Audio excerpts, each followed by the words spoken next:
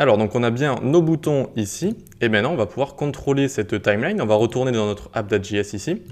Et donc, comme premier contrôle, on va voir la méthode pause. Donc, on peut faire tl.pause. On retourne ici, hop, dans notre exemple. Et on voit que la timeline ne se lance plus. D'accord? Elle est sur pause à 0 secondes, donc on ne voit plus rien. Maintenant, on va aller sélectionner nos items ici. Donc, on aurait pu le faire avec jQuery en un peu moins de code, mais là, ça va quand même. On va faire document.getElementById. Hop, on va prendre le premier qui est play. On va lui rajouter un event listener, donc add event listener. Au clic, donc quand on va cliquer dessus, ça va lancer la fonction qui va lui dire tl, donc la timeline.play, avec la méthode play. Et donc là, on retourne ici. Donc là, elle est en pause. Je mets play et elle se relance. D'accord? Donc ça, c'est pour la méthode play. Ensuite, tac, on va pouvoir copier-coller ça. Et la méthode en dessous, ça va être pause. Ben, on la connaît déjà au-dessus, mais on va quand même la mettre ici. Donc pause et ensuite la méthode pause. Donc voilà, pas besoin de revenir dessus. Ensuite, en dessous, on a resume. Alors resume, ça ressemble beaucoup à play. Hein. C'est juste un peu pour pas mettre deux fois la même chose. À mon avis, ils ont voulu différencier. C'est-à-dire que là, on va faire play, du coup, pause, et resume, ça va continuer si on veut. D'accord? Hop. Ensuite, donc, on va avoir speed. Alors là, speed, ça va être différent. Donc hop, on prend notre ID speed. Et on va pas écrire speed ici, on va écrire time scale. Hop. Et par exemple, on va mettre 8. Et ça va faire x8. D'accord? Donc là, hop, on revient ici. Play, speed. Hop là, vous voyez que c'est très rapide. D'ailleurs, je vois qu'on a laissé notre label. Ouais, on a laissé le label ici, on peut l'enlever, hein, histoire de faire une timeline assez simple pour qu'on comprenne assez bien. Donc là, hop, play, speed, voilà, super rapide. Et donc vous l'aurez compris, timescale 1 c'est vitesse normale, et puis ensuite à chaque fois que vous augmentez le chiffre, eh bien ça multiplie. Ok? Donc ensuite en dessous de speed, qu'est-ce qu'on a? On a slow. Hop là, et bien on va utiliser la même méthode, la méthode timescale. Hop, et cette fois on va mettre 0,5 et du coup ce sera slow à 50%. Du coup, ce sera à 50% de la vitesse de base. Hop, regardez slow, les animations vont être beaucoup plus lentes. D'accord? Et hop, ensuite on peut mettre speed, Donc ensuite, si on veut revenir à une vitesse normale, hop, je vous laisse deviner, on va cibler normal, normal qui est ici, et ben, tout simplement, hein, on va lui mettre timescale de 1. Et du coup, ce sera vitesse normale. Hop, play, slow, normal, speed, normal. Bon, j'ai pas eu le temps, mais voilà, ça revient à normal. Ok, donc maintenant qu'on a vu tout ça, qu'est-ce qu'il nous reste? Il nous reste progress et restart.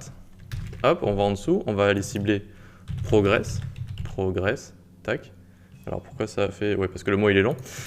Progress, et du coup cette fois on va lui mettre, hop là, progress 0,5. Ça veut dire quoi? Ça veut dire qu'on va aller à 50% de la timeline. Hop, play, il est où progress? Code au 50%, tac. Vous voyez, on va aller direct à 50%. Voilà. Ensuite donc on va faire restart. Tac, on va faire restart. Voilà. Et ici, donc, tout simplement, on va utiliser la méthode restart. Restart. Ok, j'ai pas fait de faute. Et donc, play, hop, on peut restart. Ça revient au début à chaque fois. Et je me rends compte qu'on a oublié un petit bouton ici. On va pouvoir le mettre. Voilà, donc vous faites un petit copier-coller en dessous de normal. Donc, c'était seek. Seek, on va mettre seek ici. Seek, on peut le traduire par rechercher. Alors, il est ici, ouais, il est ici.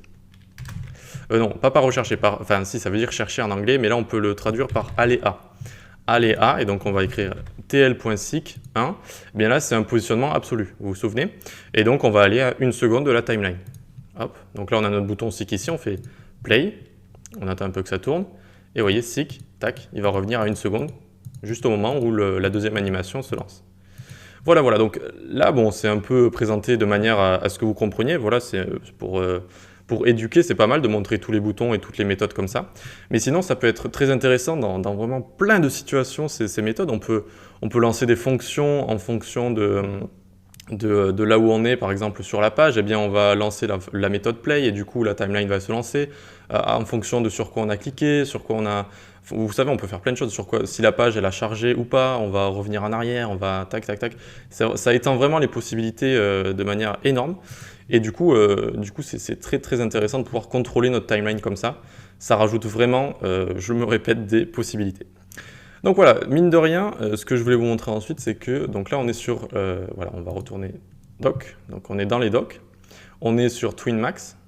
Tac, tac, tac, TwinMax.